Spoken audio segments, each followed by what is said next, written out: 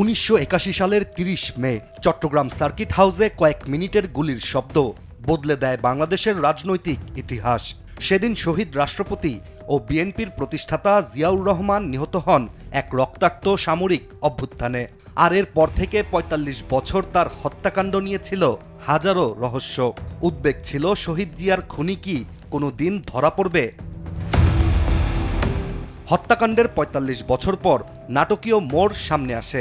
১৬ April গোয়েন্দা পুলিশের অভিযানে রাজধানীর বনানী ডিওএইচএস থেকে গ্রেপ্তার করা হয় ওই আমলের সেনাবাহিনীর অবসরপ্রাপ্ত মেজর মোজাফফর হোসেনকে।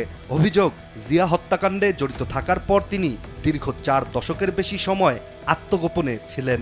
একসময় তাকে ধরিয়ে দিতে পুরস্কারও ঘোষণা করেছিল সরকার। গ্রেপ্তারের পর আইন অনুযায়ী তাকে সেনাবাহিনীর কাছে হস্তান্তর করা হয়েছে। অনেকের মনেই প্রশ্ন, 1981 সালের 30 মে কি ঘটেছিল? কেন বাংলাদেশের সফল একজন রাষ্ট্রনায়ককে নির্মমভাবে হত্যা করা হয়েছিল? মূলত হত্যাকাণ্ডের আগের দিন অর্থাৎ 29 মে চট্টগ্রামে গিয়েছিলেন জিয়াউর রহমান। উদ্দেশ্য ছিল বিএনপির স্থানীয় কোন্দল মেটানো। গভীর রাত পর্যন্ত বৈঠক শেষে বিশ্রামে যান তিনি, যার কয়েক ঘন্টা পরই বিদ্রোহী সেনাদের গুলিতে শেষ হয়ে যায় তার জীবন।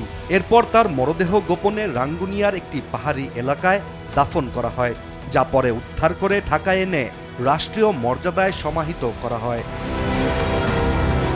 সামরিক ওই অভ্যুত্থানের নেতৃত্বে ছিলেন চট্টগ্রামের তৎকালীন জিওসি অবসরপ্রাপ্ত মেজর জেনারেল MA মঞ্জুর। তবে তিনি আদৌ পরিকল্পনার মূল নায়ক ছিলেন নাকি অন্য কোনো বড় শক্তির নির্দেশনা পালন করছিলেন, এই প্রশ্নের উত্তর আজও স্পষ্ট নয়। আত্মসমর্পণের পর সেনা হেফাজতে তার রহস্যজনক মৃত্যু সেই প্রশ্নকে অনেকটাই দৃঢ় করেছে। আর সে সময় সামরিক আদালতে দ্রুত বিচার শেষে ১৩ জন সেনা কর্মকর্তার মৃত্যুদণ্ড কার্যকর হলেও বিচার বিভাগীয় তদন্তের পূর্ণাঙ্গ প্রতিবেদন কখনোই প্রকাশ করা হয়নি।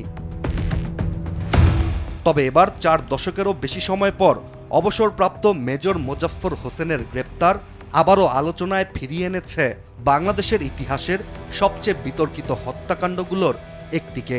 এই গ্রেপ্তার কি এতদিনের অজানা কোনো তথ্য সামনে আনবে, নাকি 1981 সালের সেই রক্তাক্ত ভোরের রহস্য আগের মতোই অমীমাংসিত থেকে যাবে?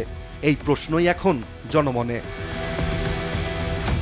ইশতিয়াক হোসেন, দেশ টিভি।